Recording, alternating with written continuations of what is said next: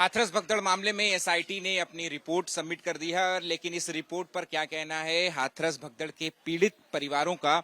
हमारे साथ एक परिवार मौजूद हैं, 4 भाई हैं और इनकी मां सत्संग में गई थी लेकिन कभी वापस नहीं लौट सकी। क्या नाम है आपका? और एसआईटी ने जो अपनी रिपोर्ट सबमिट की है उसके आधार पर 6 पुलिसकर्मी और अधिकारियों को सस्पेंड कर दिया गया है, निलंबित कर दिया गया है। तो क्या ये संतुष्ट है या कुछ और मांग कर? मेरा नाम सुभाष चंद्र है। जो खत्म हुई है वो मेरी माँ थी।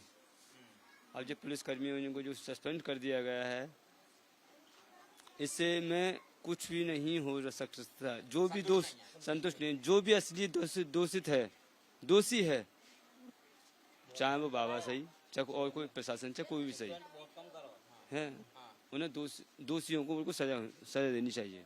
जो भी दोषी है, ठीक है, जो दोषी हैं उनको सजा दी जानी चाहिए। आपका क्या नाम है? और आप गए थे अपनी माँ का शव लेने के लिए, तो 6 लोगों को सस्पेंड कर दिया है, एसआईटी की रिपोर्ट जो है वो कंप्लीट हो गई है।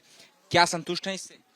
6 लोग बहुत कम करे हैं क्या? उसमें वहाँ पे गए थे तो प्रशासन में 6 लोग थे तो उनको सस्पेंड करा था। भैया ये बताइए, हम वहाँ पे गए थे तो हम 30 तारीख को गए थे, वहाँ पर लौट के आए थे। तो लौट के आए थे, वहाँ पे पानी भर रहा था। जो पंडाल में जो वहाँ प्रशासन हुआ है, पंडाल लगा है, इतना पानी था शुरू में। 30 तारीख को हम गए थे, 30 तारीख को वापसी लौट के आए तो हमने देखा पानी में पंडाल लगा रहे हैं। जो उनके कर्मचारी हैं, क्यों भी हो, वो पंडाल लगा रहे थे। ठीक है, हम घर पे आ गए लौट के, पर हमें पता नहीं हमारी माता जी जा रही हैं।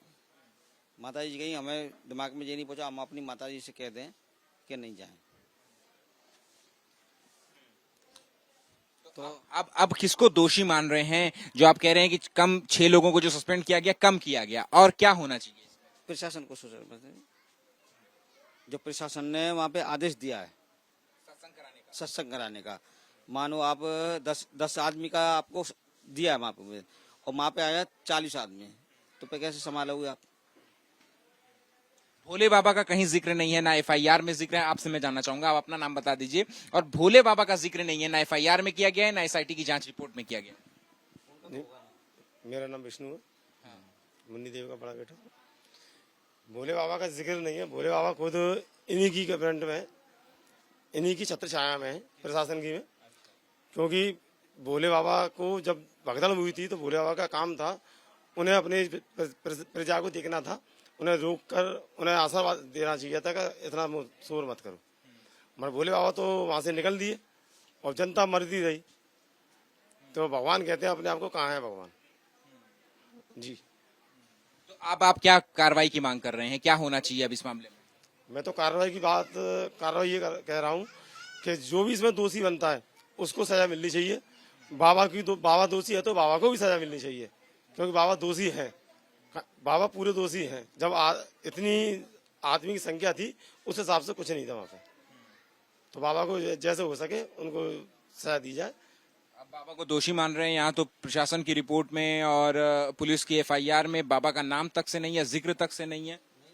नहीं, आप बताइए जी। हो सकता है इसमें कुछ राजनीति चल रही हो, क्योंकि बाबा का तो कोई नाम ही नहीं ले रहा, किसी बाबा को कोई दोषी नहीं ठहरा रहा। और ना ही ये सिर्फ सरकार बल्कि विपक्ष के लोग भी बाबा का नाम नहीं ले रहे। नहीं, कोई भी नहीं ले रहा इस टाइम। तो राहुल गांधी आपसे मिलने के लिए आए थे, आपने क्या राहुल गांधी के सामने ये बात उठाई थी कि बाबा के ऊपर भी कार्रवाई होनी चाहिए? नहीं, उन्होंने ये पूछा था कि तुम हमारे घर से कौन कौन जाता है, तो मैंने हम तो कभी जाते ही नहीं है। वो हमारी माता जी उस दिन चली गई थी, हम तो कभी जाते नहीं है। उस दिन गई और शाम को हमें खबर मिली तो वहाँ से हम दौड़ चले। हमने ये कहा था कि भाई उनको सजा मिलनी चाहिए। राहुल के सामने आपने ये बताया था कि बाबा जो है के ऊपर भी कार्रवाई होनी चाहिए किसी तरीके की? नहीं, मैंने उनसे ये कार्रवाई की नहीं कही थी। हाँ, मैंने ये कहा था अगर बाबा को कार्रवाई है तो नेताजी थोड़ी सख्ती की जाए, उसे सजा दी जाए। चाहे बाबा हो, चाहे प्रशासन हो, जिसकी भी कमी हो उसे दोषी मानकर सजा दी जाए। ये राहुल गांधी जी बोले। बाबा वहाँ से गए थे, मानो बाबा वहाँ से निकले, भगदड़ मची, उसके पीछे एक पुलिस की गाड़ी गई और उनके कर्मचारी हैं जो ब्लैक उसमें जाते हैं, पीछे भागे। जब मालूम उन्हें पड़ा, ऐसी बात नहीं उन्हें मालूम नहीं पड़ा, तो बाबा को आना चाहिए नहीं आनी चाहिए? रोकना चाहिए, फिर आना चाहिए। ठीक है, अच्छा चलो वहाँ बाई चांस वो वहाँ पर आ जाते, वो वहाँ पे आते तो उनको दोषी नहीं माना जाता था। बाबा को दोषी नहीं माना, वहाँ पे आते थे। अब जब बाबा वहाँ पे आए नहीं तो भैया उनको दोषी माना जाएगा, जो अपने आप को भगवान कहते हैं। ठीक है। एक और भाई हैं हमारे साथ, क्या किसको दोषी मान रहे हैं और क्या मांग कर रहे हैं? बाबा का नाम कहीं पर नहीं है, एफआईआर में नहीं है, एसआईटी में।